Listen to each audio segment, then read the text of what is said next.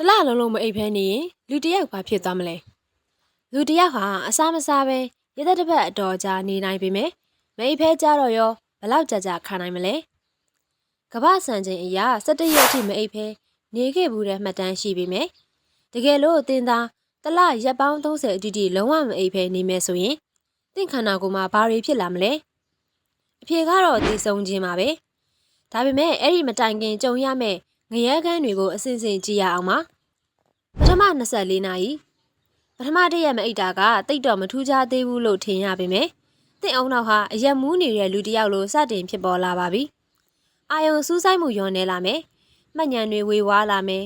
သွေးထဲကအဲကိုဟော့ပမာဏ 0.1% ရှိနေသလိုမျိုးတုတ်ပြန်မှုတွေနှိကွေးသွားပါလိမ့်မယ်2ရက်မှ3ရက်အတွင်းအခုဆိုရင်တင့်ခန္ဓာကိုယ်က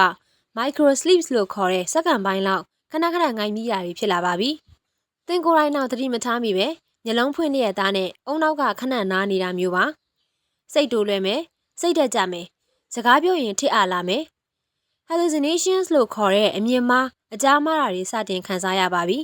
။တပတ်အကြာဒီအစ်စ်မှာတော့သင်အုံနောက်ဟာ reality နဲ့အိမ်မက်ကိုခွဲခြားနိုင်စွမ်းမရှိတော့ပါဘူး။ကိုယ်ခံအားစနစ်လုံးဝပျက်စီးသွားပြီဖြစ်တဲ့အတွက်ရိုးဖျားနာတာတောင်တင့်ကိုအသက်အန္တရာယ်ပေးနိုင်ပါတယ်။သွေးတိုးနှုန်းတွေအစမတန်တက်လာမယ်။အုံနောက် cells တွေစတင်ပျက်စီးလာပါပြီ။နှစ်ပတ်မှတစ်လအထိ the final stretch ရိုးသားပြောရရင်လူအများစုဟာဒီအဆင့်ကိုမရောက်ခင်ပါတယ်။အုံနောက်သွေးကြောပြတ်တာဒါမှမဟုတ်နှလုံးရက်ပြီးသေဆုံးသွားနိုင်ပါတယ်။14ရက်သင်ခန္ဓာကိုယ်ကအပူချိန်ကိုမထိန်ချုပ်နိုင်တော့ပဲချမ်းတုံတာဒါမှမဟုတ်အလွန်အမင်းပူအိုက်တာတွေဖြစ်လာမယ်။ရက်ပေါင်း20စိတ်ယူးပေါက်တာဒမန်ရှာနဲ့စင်တူတဲ့ဝေဒနာတွေခံစားရပြီးကိုဘယ်သူမှန်းအောင်မသိတော့တဲ့အခြေအနေရောက်သွားပါလိမ့်မယ်။ရက်ပေါင်း30ခန္ဓာကိုယ်ရဲ့အင်္ဂါအစိတ်ပိုင်းတွေအကုန်လုံးအလုံးမလုံးတော့ပဲ multi organ failure နဲ့ဘဝနီကုန်းချုပ်သွားမှာဖြစ်ပါတယ်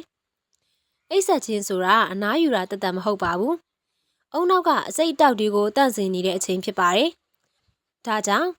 မအိပ်ဖက်အလုံးလုံးနိုင်လေတော်လေပဲဆိုတဲ့အယူဆဟာတင့်အသက်ကိုတိုးစေတာမို့ဒီနေ့ကစပြီးအဲ့ချိန်ကိုတန်မိုးထားကြပါလို့အကြံပေးပါရစေရှင်။